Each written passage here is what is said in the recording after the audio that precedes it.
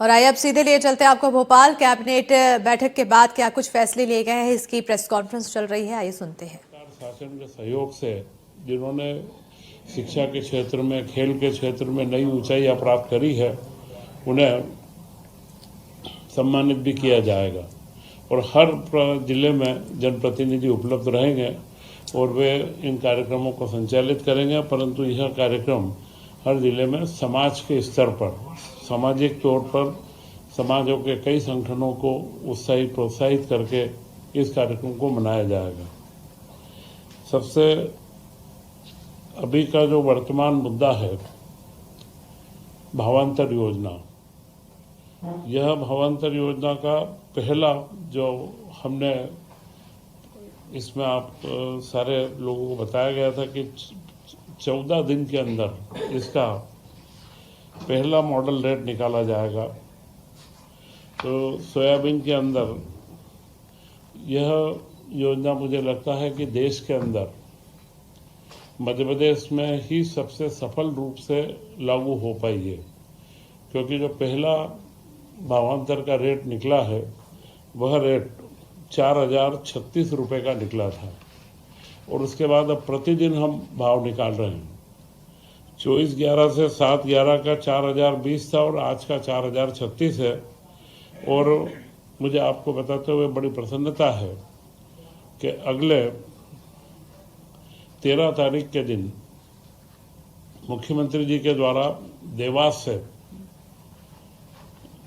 करीब 1,32,000 किसानों को 300 करोड़ का भुगतान, भावांतर का जो करीब 1300 रुपये के आसपास क्विंटल पर आएगा, यह भुगतान सीधे उनके बैंक खातों में किया जाएगा।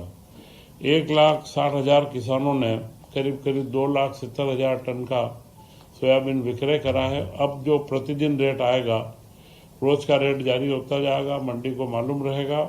और यह इतनी पारदर्शी योजना और इतने सफल तरीके से पूरी खरीदी का मॉडल, खरीदी से लेकर के किसानों को जो लाभ मिल रहा है, पूरे लाभ के साथ में मुझे लगता है मध्य प्रदेश ने इसमें भावांतर योजना में देश में एक अपनी बहुत ऊंचाई प्राप्त करी है।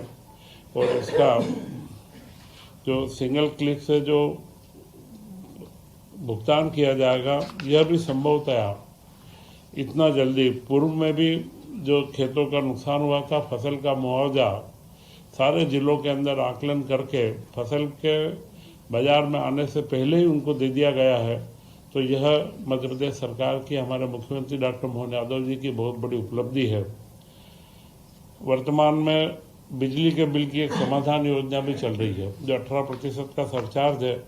उस योजना में हमारा सभी किसानों से व घरेलू उपभोक्ताओं से अनुरोध भी है कि वे अपने बिलों को 30 दिसंबर तक करके और अपने बिलों में जो सरचार्ज और जो विसंगतियाँ उनको दूर करवा लें।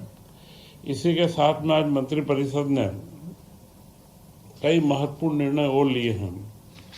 उन निर्णय में सबसे पहला जो निर्णय था वह है मानधाता जिले के अंदर खंडवा में एक सिविल न्यायालय की स्थापना करना।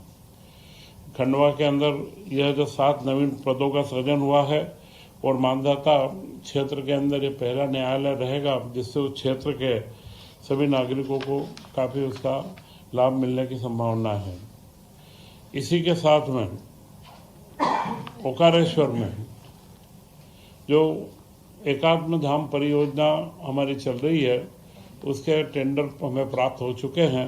परंतु आचार्य शंकर संग्रहालय, अद्वैत लोक निर्माण और इसके साथ में जुड़ी हुई जो सारी प्रवृत्तियां हैं और इसी के साथ 108 फीट की शंकर की जो बड़ी धातु की प्रतिमा है, वह भी बन करके तैयार होने पर आ चुकी है। तो इसका जो टेंडर का रिवाइज रेट आया था, तो इसमें करीब पूर्व में 2025 में इसमें 2200 करोड़ 2195 करोड़ रुपए